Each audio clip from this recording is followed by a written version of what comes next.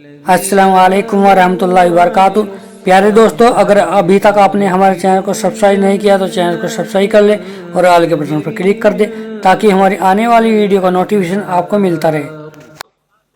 न खुदा के हुक्म के सामने झुकने से इनकार और न तकब्बुर। बहुत अहम नुक्ते की तरफ तवज्जो मबजूल करा रहा। इनकार एक होता है ज़बान से इनकार करना और एक होता है खामोश रहकर किरदार से इनकार करना। इन दोनों चीजों को समझो।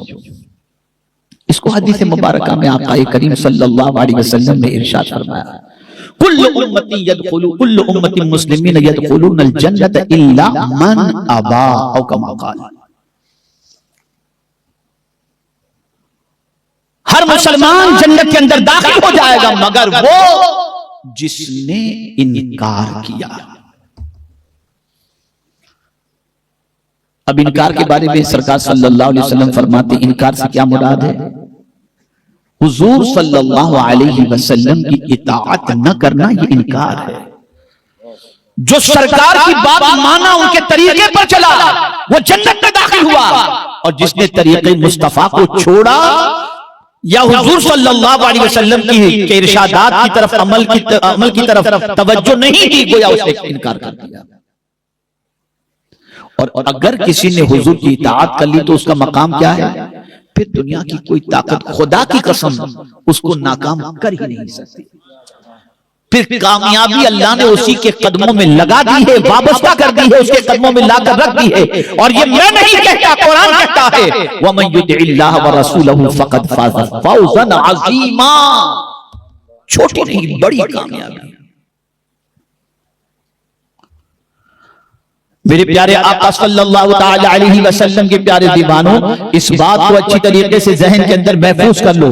इल्म चाहता है आजिज़ी, तकब्बुर का जिद, तकब्बुर की जिद आजिज़ी है, इनकार की जिद इकरार है। जहां इल्म हो वहां पर अल्लाह अज़्ज़ व जल्ल और उसके रसूल सल्लल्लाहु अलैहि वसल्लम की इताअत भी होनी चाहिए और उसी के साथ साथ वहां पर तवाज़ु भी होना चाहिए। मेरे प्यारे आका सल्लल्लाहु अलैहि वसल्लम के प्यारे दीवानों, आप देखें इब्लीस के अंदर तकब्बुर था, हजरत आदम के अंदर आजिज़ी थी, इसीलिए हजरत आदम की दुआ कुरान के अंदर मौजूद है, रब्बना ज़लमना अनफुसना व इन लम तग़फिर लना व तरहमना लनकुनन्ना मिनल खासिरीन। ये आजिज़ी है। पहले इंसान जन्नत के अंदर हजरत आदम अलैहिस्सलातु वस्सलाम का क़याम, ये सारी चीजों के होने के बावजूद भी जब एक ख़ताए इज्तिहादी होती है तो अकड़ते नहीं हैं, रब्बना ज़लमना अनफुसना कहकर आजिज़ी का मुज़ाहिरा करते हैं। लेकिन वही इब्लीस जिसको परवरदिगार जल्ल जलालहू ने मुअल्लिम मलाइका होने का शर्फ अता फरमाया, वो शख्स कहता है अना खैरुम मिन्हु खलक़तनी मिन नारी व खलक़तहु मिन तीन। अल्लाहु अकबर। वो अकड़ता है,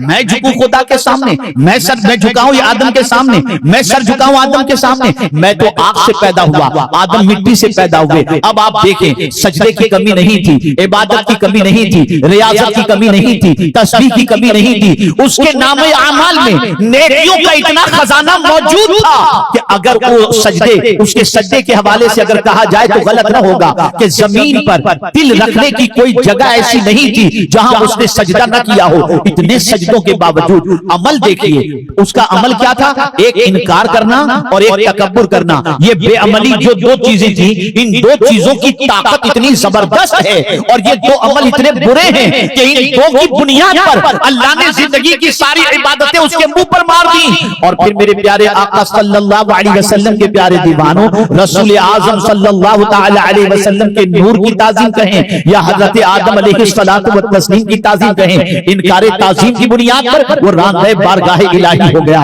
अब यहाँ से ये बात समझ में आई, मेरी बच्चियों खास तौर पर ज़हन में रखना कि तुमने जो इल्म हासिल किया है, इस इल्म के साथ साथ तवाज़ु जरूरी है, इस इल्म के साथ साथ आजिज़ी जरूरी है, इस इल्म के साथ साथ इंकिसारी जरूरी है। इल्म कभी तुम्हें जो है तकब्बुर की तरफ लेकर के न जाए। अगर तुम्हारा इल्म दूसरों से तुम्हें बेहतर कहलाने में लग जाए, अगर तुम्हारा इल्म दूसरों के मुकाबले में तुमको तकब्बुर की तरफ ले जाए तो ये इल्म तुम्हें बुलंदी की तरफ नहीं ले जाएगा।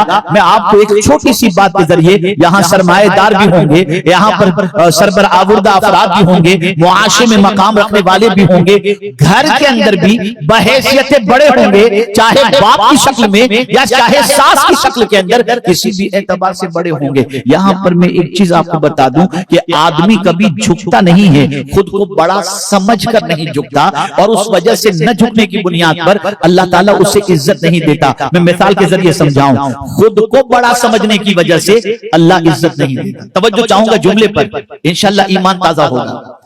عزت دینے والا کون ہے؟ اللہ۔ وَلِلَّهِ الْعِزَّةُ وَلِرَسُولِهِ وَلِلْمُؤْمِنِينَ، عزت اللہ کے لیے، اس کے رسول کے لیے اور مومنین کے لیے۔ اور قرآن کہتا ہے أَيَبْتَغُونَ عِندَهُمُ الْعِزَّةَ فَإِنَّ الْعِزَّةَ لِلَّهِ جَمِيعًا، ساری عزت تو اللہ عز و جل کے لیے ہے، اس کے دست قدرت میں ہے۔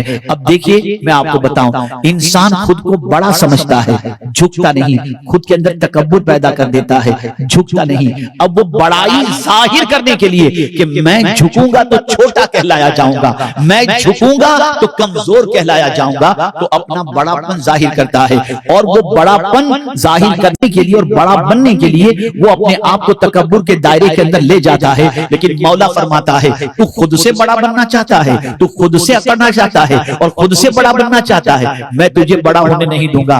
میں تو کس کو بلندی عطا کرتا ہوں؟ میرے بندے تو جانتا ہے، جو جھک جاتا ہے اس کو بلندی عطا کرتا ہوں، اس لیے کہ بلندی دینا میرے دست قدرت میں ہے۔ کوئی خود سے ہزار بڑا بن جائے وہ بڑا نہیں ہوا کرتا، بڑا وہی ہے جسے اللہ بڑا بنا دے۔ تو اللہ فرماتا ہے اگر تو چاہتا ہے کہ میں تجھے بلندی عطا کروں، من تواضع للہ فقد رفعہ اللہ، جو اللہ کے لیے تواضع اختیار کرے اللہ اسے بلندی عطا فرما دیا کرتا ہے۔ تواضع، کبھی بھی اکڑ نہ ہو، کبھی بھی گھمنڈ نہ ہو، نہ خوبصورتی پر گھمنڈ، نہ مال و زر پر گھمنڈ، نہ سرمائے پر گھمنڈ، نہ علم پر گھمنڈ، اس لیے کہ علم چھیننا بھی جانتا ہے اللہ عز و جل، اور علم دینا بھی جانتا ہے۔ اور اسی طریقے سے پروردگار جل جلالہ اپنے حبیب صلی اللہ علیہ وسلم کی امت سے بے پناہ محبت فرماتا ہے، اس لیے ایسی تعلیمات سے اس امت کو آراستہ کرنے کا رسول اعظم کو حکم دیا گیا جن تعلیمات پر عمل کرنے کے بعد مسلمان کی زندگی اس طرح سے سنور جائے کہ اس کی دنیا میں بھی وہ کامیاب ہو جائے اور آخرت میں بھی کامیاب ہو جائے۔ اب سمجھیں، آج ایک چیز کی زیادتی کی دعا اللہ کی بارگاہ میں لوگ نہیں کرتے،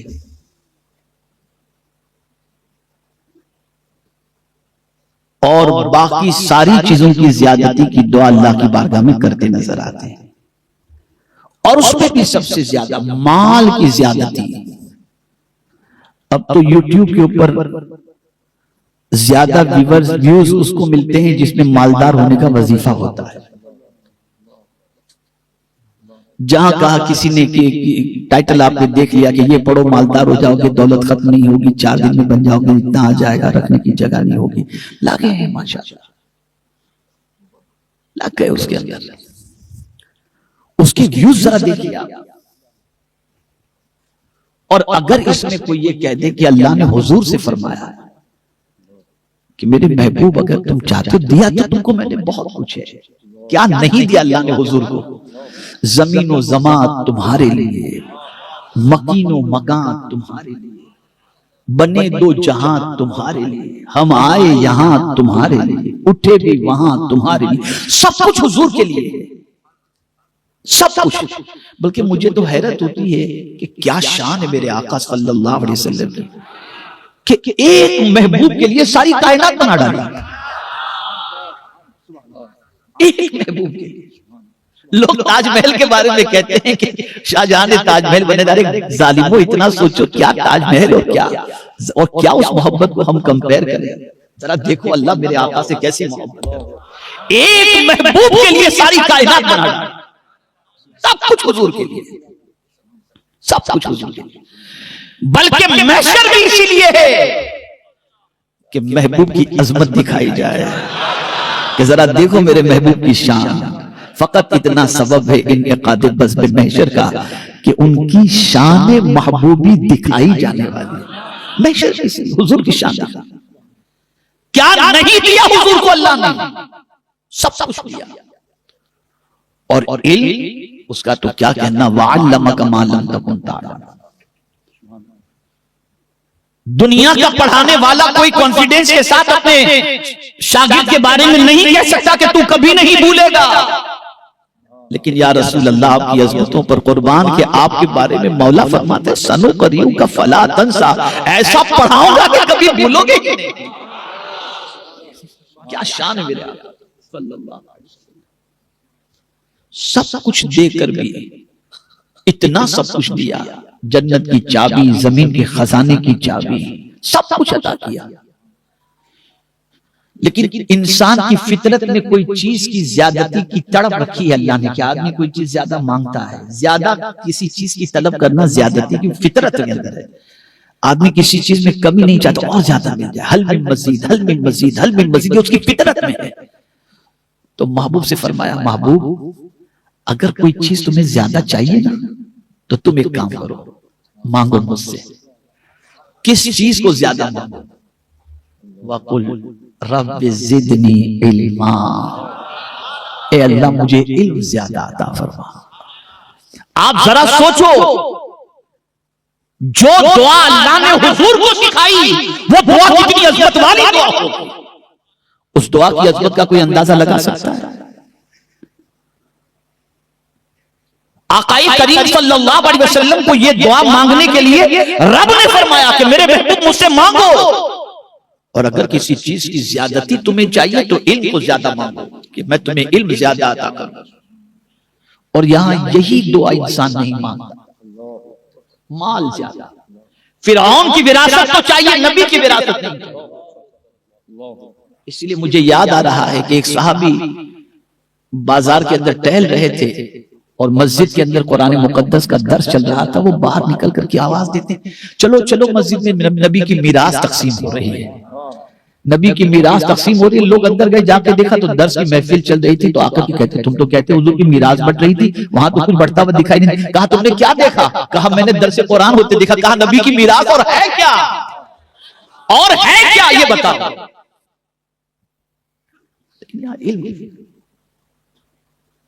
اس وقت پوری دنیا میں سب سے زیادہ جاہل قوم اگر کوئی ہے تو وہ مسلمان ہے، اور تھوڑی چپتی بھی بات کہہ دیں، تھوڑی چپتی بھی بات، ابھی کچھ مہینوں پہلے کا ایک سروے ہندوستان کے مسلمانوں کے سلسلے میں آیا، تو اس سروے کی رپورٹ میں یہ بات آئی کہ ہندوستان کے 60% مسلمان جو ہیں وہ پہلا کلمہ بھی نہیں جانتے۔ یہ ہے مسلمان۔ ارے اتنا بڑا مجمع ہے، میں اگر آپ میں سے کسی سے پوچھ لوں کہ نماز کے شرائط کتنے ہیں تو یوں دیکھیں گے کچھ نہیں آتا، لگے ہیں مال جمع کرنے کے اندر، دکانوں پر دکانیں، شو روم پر شو روم، پیسوں پر پیسے، ڈیکوریشن پر ڈیکوریشن، بس لگے ہیں اور سمجھتے ہیں کہ یہ دین سیکھنا کوئی ضروری ہے ہی نہیں، کوئی